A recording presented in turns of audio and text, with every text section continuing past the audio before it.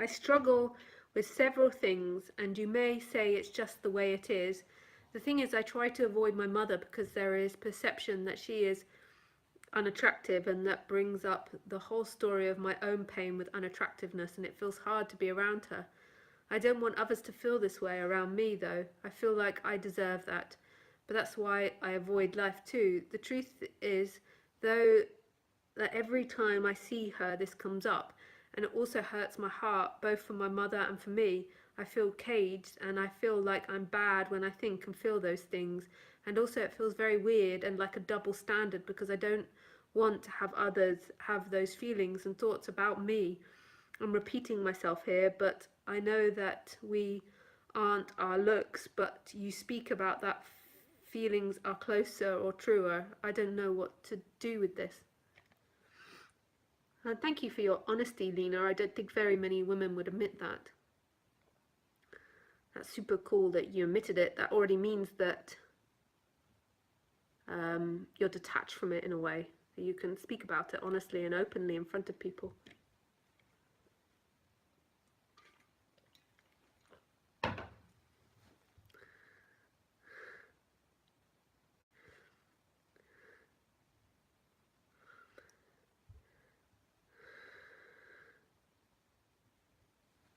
Lena.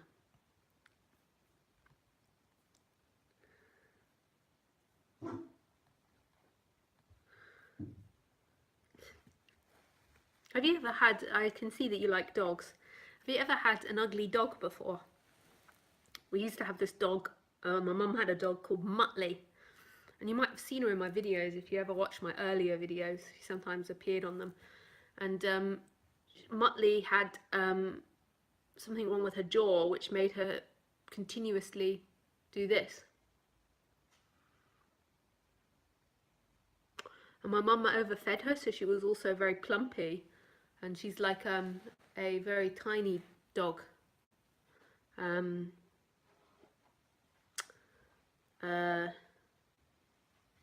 forgotten the name. Could you bring me a tissue? I think you guys could hear that. And she was also a very small leg, so she was kind of like a barrel with these stick legs coming out, and then the tiny head. So a big barrel, these stick legs, and a tiny head, and then a jaw that was like. And then she lost one of her teeth as well, so then she was like. I can't do it. Yeah, she wasn't super attractive dog. And people often used to say, "Don't look at me like that," because they thought she was growling at them. But she had super sweet personality. And when you got to know her, you just stopped seeing it. You stopped seeing the way she looked. And then you might have had a dog before that's super beautiful but not got a very nice personality, and then their looks change again. Go on, Khaleesi, go for the walkies. Go on, walkies. Walkies, go on.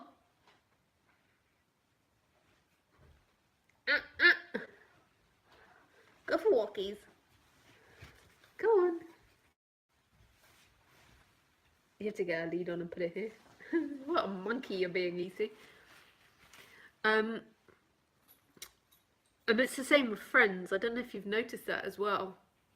What we actually find most attractive as a society is light shining through someone. I can fall in love with somebody that might have unfortunate looks, but then when I pass them and I see a glow coming out of them, it's like it melts my heart, and it's the most important thing to me. And then I can meet somebody that's super attractive, and then they have a closed heart, and it's ugly and repulsive and sends me away.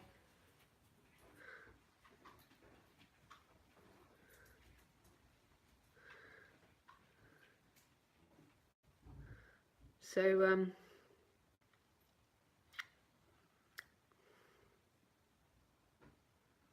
you know, being beautiful or being attractive to people on the human level, or being attractive to men, isn't being attractive to other humans isn't all it's cracked up to be. Having power in any situation, with power comes huge responsibility.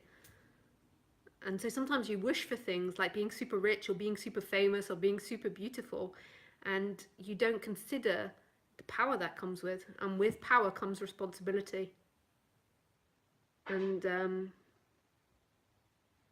you know, if you are attractive to people on the physical level, that's identifiable all the time. If you're super rich, people don't necessarily know it when you walk down the street, but they know it if you're attractive when you walk down the street.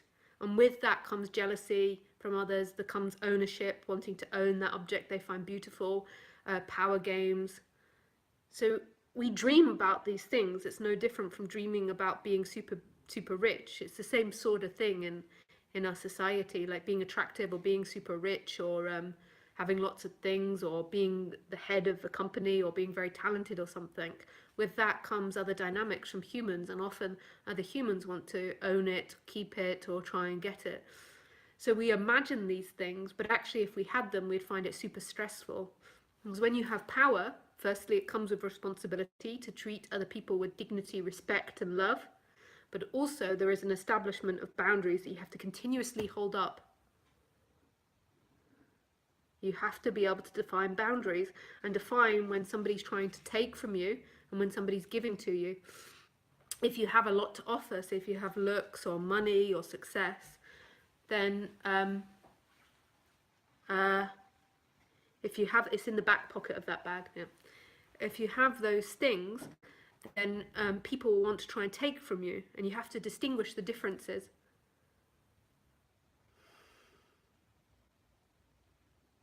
So what is it that wants that?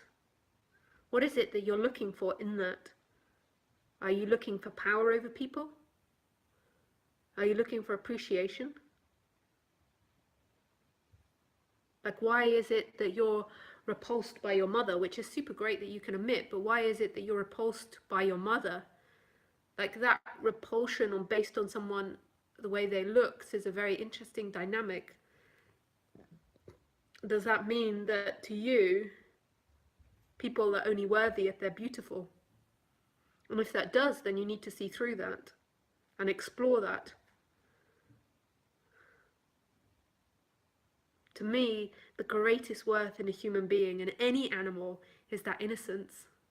I think all animals have it, actually, but it's that joy, that innocence, that freedom that is so totally attractive. And someone can be plump, they can be ugly, they can be deformed, they can have a burnt face, a smooth face, and if their light is shining through, then that's the person I want to be nearest to. Than somebody that's really good looking but trying to take, and greedy and selfish and stingy and hateful and unempathetic.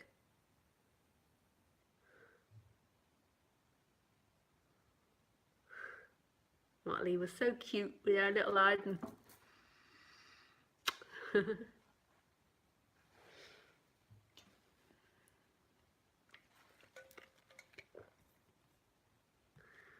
Okay, we have lots of questions.